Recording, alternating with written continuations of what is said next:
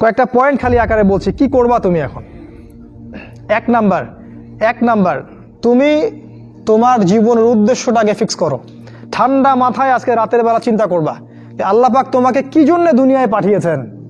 একটু চিন্তা করবা, 1 মিনিট একটু চিন্তা করবা যে তুমি পৃথিবীতে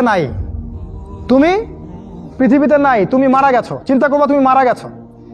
এরপর চিন্তা করবা তুমি যে মারা গেছো পৃথিবীর কারো কোনো সমস্যা হচ্ছে কিনা। তুমি যে মারা গেছো পৃথিবী কি থেমে আছে? তোমার পরিবার থেমে থাকবে? তোমার শিক্ষা, তোমার বন্ধু বান্ধব, তোমার আত্মীয় স্বজন কেউ থেমে থাকবে? কেউ থেমে থাকবে না।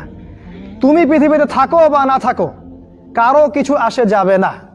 আল্লাহ পাক তোমাকে যে পৃথিবীতে রেখেছেন একটা সুযোগ খালি দিয়েছেন যাতে তুমি আল্লাহর দ্বীনের জন্য কিছু করতে পারো। এটাই আল্লাহ তোমার কাছে চান, আর কিচ্ছু চান না। আর কিচ্ছু আল্লাহ তোমার কাছে চান না।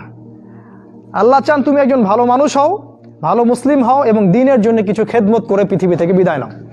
এই দিন তুমি ছাড়াও বিজয়ী হবে ইনশাআল্লাহ। তুমি থাকো বা না থাকো এই দিন কিন্তু বিজয়ী হবেই। হয় তোমাকে নিয়ে হবে অথবা তোমাকে ছাড়াই হবে। জীবনের উদ্দেশ্য ফিক্স করো। জীবনের উদ্দেশ্য একটাই, জান্নাত।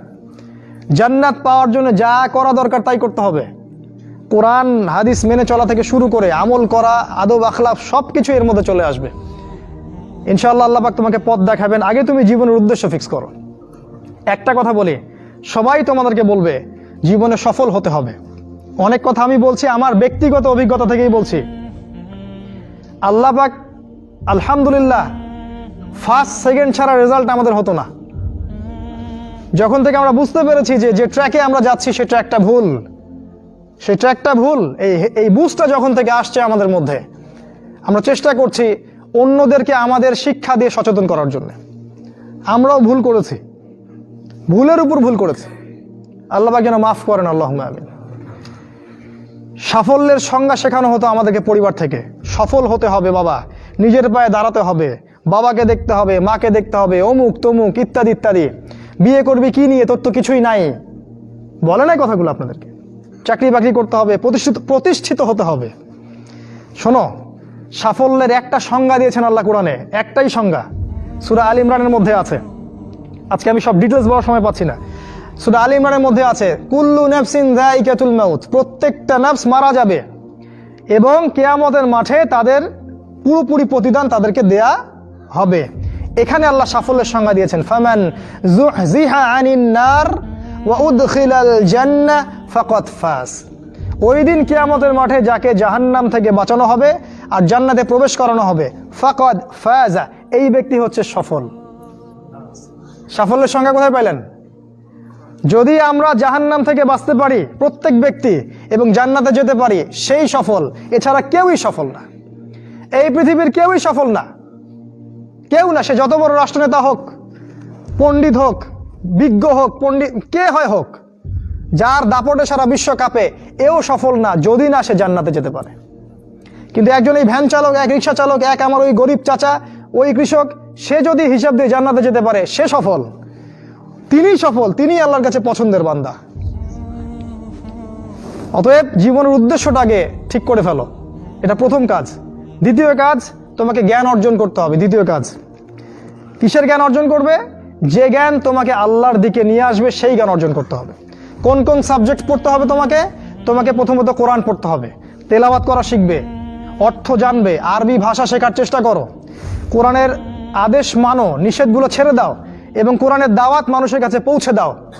কোরআনের দাওয়াত মানুষের কাছে পৌঁছে দাও এবং কোরআনের বিধান বাস্তবায়নের জন্য আল্লাহর পথে চেষ্টা করো। আর কি সাবজেক্ট পড়তে হবে? তোমাকে হাদিস পড়তে হবে, রাসূলের হাদিস, অসংখ্য হাদিস, এগুলো পড়তে হবে তোমাকে। আর কি পড়বে? ইসলামের ইতিহাস তোমাকে পড়তে হবে। ইসলামের ইতিহাস জানবে না তাহলে হীনমন্য জাতি হবে। তুমি জানবেই না তোমার এই বাপ দাদারা ছিল সিংহ পুরুষ, তুমি এটা জানবেই না। তোমার শেকড় যে এত সিংহ পুরুষ দিয়ে ভর্তি, এটা তুমি জানোই না। এজন্য হীনমন্যতায় ভোগো, মনে হয় যে আমাদের কেউ নাই, আমরা এতিম। জি না, আমরা এই বিশ্ব শাসন করেছি 100 বছর আগেও। 100 বছর আগেও এই পুরো বিশ্ব আমাদের হাতে ছিল। এখন যা দেখছো এরকম অতীত এরকম ছিল না। একটা ওমরের হুঙ্কারে সারা বিশ্ব কেঁপে যাইতো। এক আলী রাদিয়াল্লাহু আনহু যদি জিহাদের মাঠে হুঙ্কার দিতেন, সমস্ত কাফেরের হৃদয় একদম দরদর করে কাঁপতে থাকতো। আমাদের সিংহ পুরুষ বাবারা দাদারা এরকম ছিলেন। আমরা এত হীনমন্য জাতি ছিলাম না, আজকে আমরা আমাদের পরিচয় ভুলে গেছি। ইতিহাস পড়তে হবে তোমাকে। আর কি পড়তে হবে? ইসলামের অর্থনীতি পড়বে। অর্থনীতি জানো না, তুমি হালাল হারাম বুঝতে পারবে না। ওরা তোমার সাথে প্রতারণা করে এমন হারাম ঢুকিয়ে দিবে তুমি বুঝতেই পারবে না এটা হারাম ছিল। ইকোনমিক্স পড়তে হবে, খুব ইম্পর্টেন্ট সাবজেক্ট এই জামানার জন্য। আর কি পড়তে? পলিটিক্যাল সায়েন্স, এই বিশ্ব রাজনীতি সম্পর্কে পড়াশোনা করবে, এটা গুরুত্বপূর্ণ সাবজেক্ট। এছাড়া জেনারেল লাইনে যে পড়াশোনাগুলো করছো এগুলো ভালো, আমি এগুলো পড়তে নিষেধ করিনি। আমি বলেছি এগুলোর শিকড়টা হবে ইসলামিক। তুমি ডাক্তার হও আর ইঞ্জিনিয়ার হও আর কি হও, এটাতে আমাদের কোনো আপত্তি নাই, শিকড়টা হতে হবে ইসলামিক, কোরআন এবং সুন্নাহ ভিত্তিক। আর একটা সাবজেক্ট পড়বে ফিকহ।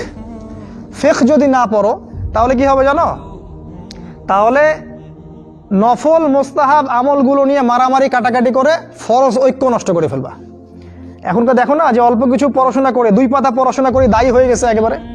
কোরআনটা ঠিক মতো পড়তে পারে না, রিডিং ঠিক মতো পড়তে পারে না, বড় বড় ফতোয়া দিয়ে বেড়াচ্ছে, ওইটা হালাল আর ওইটা হারাম, ওইটা অমুকের এই নাই অমুকের সেই নাই। হচ্ছে না এটা ফিকহ না জানার কারণে হচ্ছে। ফিকহের বুঝ কঠিন বুঝ, গভীর বুঝ। এই জন্য ইমাম আবু হানিফা থেকে শুরু করে যত ফকিহ ছিলেন সবাইকে ভক্তি শ্রদ্ধা সম্মান করতে শিখো। ফিকহটা অনেক কঠিন একটা জিনিস। আমরা তো এখানে সমালোচনা বেশি করতে চাই, এটা ঠিক না। এই ফিকহের জ্ঞান না থাকলে তুমি কোনটা ফরজ, কোনটাকে বেশি গুরুত্ব দেওয়া লাগবে, কোনটা নফল, কোনটাকে মুস্তাহাব, কোনটা ওয়াজিব পর্যায়ের, কোনটা সুন্নতে মুআক্কাদা, কোনটা কি, সব বুঝতে পারবে না। আর না বুঝতে পারলে তুমি কি করবা? যে বিষয়ে ছাড় দেয়া যেত সেটাকে ছাড় না দিয়ে তুমি বড় বড় জিনিসগুলোকে ভেঙে ফেলবা। খেয়াল করে দেখবেন ছোট ছোট মাসআলাগুলোকে নিয়ে, যেগুলো ইখতিলাফি মাসআলা, যেগুলো নিয়ে সাহাবায়ে কেরামদের মধ্যে দ্বিমত ছিল, এগুলোকে নিয়ে বাংলাদেশে শত শত দল হয়ে গেছে। হয় নাই? কোন দল কি বলেছে আল্লাহ নাই? কোন দল বলে যে রাসূল নাই, কোরআন নাই, আমাদের কেবলা আলাদা, এটা বলে? সবার আল্লাহ এক, রাসূল এক, কেবলা এক, কোরআন এক, সুন্নাহ এক, সব এক। তাহলে এতগুলো দল কেন হলো? ওই যে সংকীর্ণ মানসিকতা এবং এই ফিকহের বুঝ না থাকার কারণে হয়েছে। তাই ফিকহটা পড়বে, না হলে তোমার দ্বারা উপকার না হয় উম্মার ক্ষতি হয়ে যাবে। আর 2-1টা সাবজেক্ট বলছি। জিওপলিটিক্স, ভূ রাজনৈতিক প্রেক্ষাপটটা পড়তে হবে তোমাকে। এর সাথে একটা সাবজেক্ট অবশ্যই পড়বে রাসূলুল্লাহ সাল্লাল্লাহু আলাইহি ওয়াসাল্লামের জীবনী। এই কয়েকটা সাবজেক্ট পড়তে পারো, শেষ জামানায় ইনশাআল্লাহ আল্লাহ পাক তোমার হাতে পতাকা দিবেন এবং তুমি আল্লাহর দ্বীনের পতাকা বহন করবে ইনশাআল্লাহ। জ্ঞান নাই, কিচ্ছু করতে পারবে না। যদি তুমি জ্ঞান অর্জন করতে না পারো তুমি বাতিলের মোকাবেলা করতে পারবে না। এখনকার যুদ্ধটা অস্ত্রের যুদ্ধ না, এখনকার যুদ্ধ জ্ঞানের যুদ্ধ। তুমি ওদের সাথে অস্ত্রের যুদ্ধ করে পারবে না। এখনকার যুদ্ধটা জ্ঞানের যুদ্ধ। ওটাও আসবে সামনে, যখন ইমামুল মাহদী আসবেন সারা বিশ্ব জুড়ে মালহামা শুরু হবে, তখন মহাযুদ্ধ। এই ফিজিক্যাল স্ট্রেংথ নিয়ে, মেন্টাল স্ট্রেংথ নিয়ে, ইমানের স্ট্রেংথ নিয়ে পারবে না। জ্ঞান অর্জন করো, কারণ রাসূল সাল্লাল্লাহু আলাইহি ওয়াসাল্লামকে প্রথম আল্লাহ আদেশ করেছেন ইকরা, পড়ুন। জ্ঞান নাই, সমাজ সংস্কার করতে পারবে না। এটা 2। 3 নাম্বার হচ্ছে জ্ঞান অনুযায়ী আমল করতে শেখো দ্রুত। যতটুকু জানলা আমল করতে শেখো, আগামীকালের জন্য ফেলে রাখবে না। আজকে যা শিখেছো আজকে আমল করো, রাসূলের সুন্নাহগুলোকে গুরুত্ব দিয়ে করো। যেখানে ইসলাম প্রশস্ততা দিয়েছে সেখানে প্রশস্ততা প্রদর্শন করো, যেখানে প্রশস্ততা নাই সেখানে ওটাই মেনে চলো। ইসলাম একটা প্রশস্ত রিলিজিয়ন, এখানে অনেক কিছু প্রশস্ততা আছে, সেই প্রশস্ত ইসলাম ফলো করো, আমলগুলো করো। প্রতিদিন 5 ওয়াক্ত সালাত মসজিদে জামাতের সাথে পড়তে হবে। যখন তুমি রমাজান মাস পাবে সওম রাখতে হবে, যাকাতের সম্পদ আসলে যাকাত দিবে, মানুষের সাথে ভালো আচরণ করতে শিখো, উম্মাহকে ঐক্যবদ্ধ করতে শিখো, কোরআনের জ্ঞান অর্জন করো, সুন্নাহর জ্ঞান অর্জন করো এবং জানা অনুযায়ী আমল করে তুমি তোমার নিজের ভিতরে একটা পরিবর্তন নিয়ে আসো। পবিত্র হওয়ার চেষ্টা করো, সব পাপ থেকে তওবা করে ফিরে আসো। রাসূলের সুন্নাহগুলোকে গুরুত্ব দাও। A to Z, বাথরুমে যাওয়া থেকে শুরু করে তোমার জীবনের প্রতিটা ক্ষেত্রে নবীজির সুন্নাহগুলোকে তোমার উপর বাস্তবায়ন করো। নিজের উপর সুন্নাহ নাই, তুমি সমাজে সুন্নাহ বাস্তবায়ন করতে পারবে না। 3 নাম্বার। 4 নাম্বার, আদর্শ পরিবার গড়ে তোলো। আদর্শ পরিবার গড়ে তোলার জন্য তোমাকে তাড়াতাড়ি বিয়ে করতে হবে। তোমার সামর্থ্য আছে, শারীরিক মানসিক সামর্থ্য আছে, রুজির একটা ব্যবস্থা আছে, বিয়ে করে ফেলো, দেরি করবে না। বিয়ে করে ফেলো, দেরি করবে না। আমি বলছি অবশ্যই তোমার শারীরিক সামর্থ্য থাকতে হবে, মানসিক সামর্থ্য থাকতে হবে, অর্থনৈতিক সামর্থ্য থাকতে হবে। একটা মেয়ের রেসপন্সিবিলিটি নেওয়ার সামর্থ্য থাকতে হবে। সামর্থ্য হয়ে গেলেই তুমি বিয়ে করে ফেলবে, আর কোনো দিকে দেখার দরকার নাই। এমনকি তোমার যদি একাধিক বিয়ে করার সামর্থ্য থাকে সেটাও তোমাকে করতে হবে। যার একাধিক বিয়ে করার সামর্থ্য আছে সে যদি না করে সেটাই তার জন্য গুনার কাজ। জি, এই কথাগুলো বলার সাহস পায় না অনেকে, এই কথাগুলো বলার সাহস হয় না, আলেমদেরই হয় না। দুইটা বিয়ে করলে মানুষ আবার কি মনে করবে, আমার মনে হয় চরিত্রের সমস্যা ইত্যাদি ইত্যাদি। আরে বোকা, তাহলে কোরআনের মধ্যে 4টা বিয়ের কথা আসলো কেন? আল্লাহ পাক কি এমনি এমনি আয়াত নাজিল করলেন নাকি? আল্লাহ পাক খুব ভালো করেই জানেন ছেলেদের চেয়ে মেয়েদের সংখ্যা বেশি হবে। অনেক ছেলে মারা যাবে, মেয়েরা সমাজে বেঁচে থাকবে। কত অসংখ্য এতিম মেয়ে সমাজে পড়ে আছে, অসংখ্য বিধবা মেয়ে সমাজে পড়ে আছে। ওদের দায়িত্ব নিতে হবে না? কে নিবে ওদের দায়িত্ব? যদি ছেলেরা দায়িত্ব না নেয় কে দায়িত্ব নিবে? ওই মেয়েগুলা কি সমাজের প্রজাপতি হয়ে থাকবে? ওরা কি পতিতালয়ের সম্পত্তি হবে? ওদের অধিকার নাই। এখানে অধিকার দিলে আমরা চরিত্র খারাপ হয়ে যায়। আর এদের সাথে তোমরা সারা দেশে এবং বিশ্বে জেনা করে বেড়াচ্ছ, এগুলাতে চরিত্র খারাপ হয় না। একটা ছেলে বিয়ে করার পরেও 10টা মেয়ের সাথে পরকীয়া করে, এটাতে চরিত্র খারাপ হয় না। কিন্তু যদি আরেকটা বিয়ে করে তখন সমাজের মানুষ তাকে বাঁকা চোখে দেখা শুরু করে। এটা জাহিলিয়াত, এটা পুরো সম্পূর্ণ মক্কার জাহিলিয়াত চলছে। দ্রুত বিয়ে করো, বিয়ে করে আদর্শ পরিবার গঠন করবে। পরিবারটা এত শক্তিশালী হবে যে পরিবারের ভিতর যেন কোনো রকম শিরক, কোনো বেদাত, কোনো কুফর, কোনো হারাম ঢুকতে না পারে। পারবে না ইনশাআল্লাহ? ইনশাআল্লাহ। 5 নাম্বার, তোমার সন্তানদেরকে মানুষ করে যাও। কালকে তুমি থাকবে না, তোমার সন্তানরা বেঁচে থাকবে। এক একটা সন্তান, এই যে বাচ্চাগুলোকে এমনভাবে বড় করতে হবে যাতে এরা আগামী দিনের ওমর হয়, আগামী দিনের হামজা হয়, আগামী দিনের খালিদ বিন ওয়ালিদ রাদিয়াল্লাহু আনহু হতে পারে ইনশাআল্লাহ। নিজে কি করেছি, সারা জীবন বৃথা চলে গেল। নিজের সাথে যা হয়েছে হয়েছে, বাচ্চাদের সাথে আর রিস্ক নেবেন না। বাচ্চাদেরকে ধ্বংস করবেন না আল্লাহর ওয়াস্তে। ওদেরকে আল্লাহর পথে দিয়ে দিন, দিন শেখান, কোরআন শেখান, হাদিস শেখান, ডিনামাইট করে গড়ে তোলেন। 7 নাম্বার, হালাল রিজিক অন্বেষণ করো তোমরা। রিজিকটা যত ছোট পেশা হোক না কেন, যদি হালাল হয় অবশ্যই সেটাই উত্তম। আর যত বড় পেশা হোক না কেন, যদি হারাম হয় সেটা তোমার জন্য জাহান্নামে যাওয়ার কারণ হবে। অনেক বড় পদ আছে কিন্তু সেখানে ঘুষ আছে, সুদ আছে, প্রতারণা আছে, সেখানে যাবে না। আল্লাহর ওয়াস্তে সেখান থেকে দূরে থাকো। আর তুমি যদি কৃষক হয়ে থাকো, তোমার রুজির মধ্যে হালাল থাকে, তুমি কৃষি কাজ করেই সংসার চালাও, কোনো সমস্যা নাই ভাই, কোনো সমস্যা নাই। লজ্জার কিছু নাই, অপমানের কিছু নাই। তুমি আল্লাহর কাছে প্রিয় বান্দা। আল্লাহ পাক বলেছেন, ইন্নাল্লাহা তাইয়্যিব লা ইকবালু ইল্লা তাইয়্যিব। আল্লাহ পাক পবিত্র, পবিত্র রিজিক ছাড়া তিনি গ্রহণ করেন না। সারা জীবনের ইবাদত কবুল হবে না যদি আপনার রিজিকের মধ্যে হারাম থাকে। কিচ্ছু করার নাই, নবীর কথা পাল্টাতে পারবেন না। সারা জীবন সুদ ঘুষ খেয়ে বছর বছর হজ উমরা করবেন আর হাজি সাহেব লকব লাগাবেন, ওইসব করে লাভ নাই আল্লাহর কাছে, কোনো লাভ নাই। ওইরকম হজ আবু জেহেলও করতো, আবু জেহেল হজ করতো এরকম।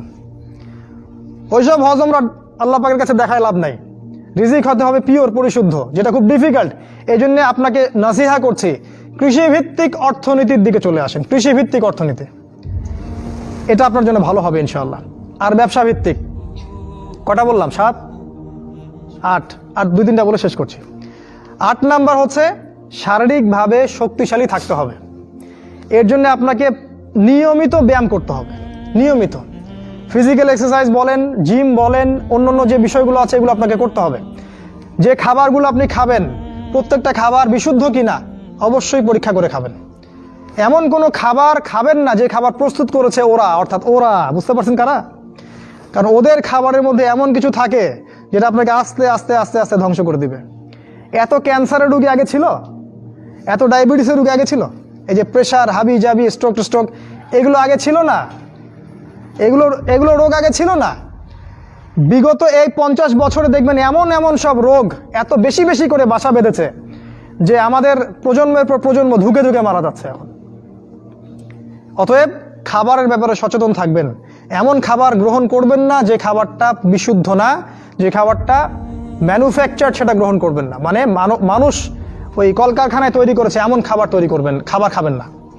নিজে খাবার উৎপাদন করে খান, নিজে চাষ করে খান, খাঁটি জিনিস খুঁজে খুঁজে খাবেন। আল্লাহর ওয়াস্তে এটা নসিহা করছে এই কারণে, আপনি প্রচণ্ড অসুস্থ হয়ে যাবেন যদি আপনি ওদের খাবার খান। আজকে বুঝতে পারবেন না, যখন হবেন তখন আমার কথা বুঝতে পারবেন। এটা কত বলো? 8, 9 নাম্বার, মুসলিম আর দুটো বলে শেষ করছি। 9 নম্বর হচ্ছে মুসলিম উম্মার মাঝে এই যে বিভক্তি চলছে, আপনি বিভক্তিটাকে দূর করে একটা জায়গায় নিয়ে আসার চেষ্টা করেন। কিভাবে করবেন? নতুন একটা দল খুলতে হবে না।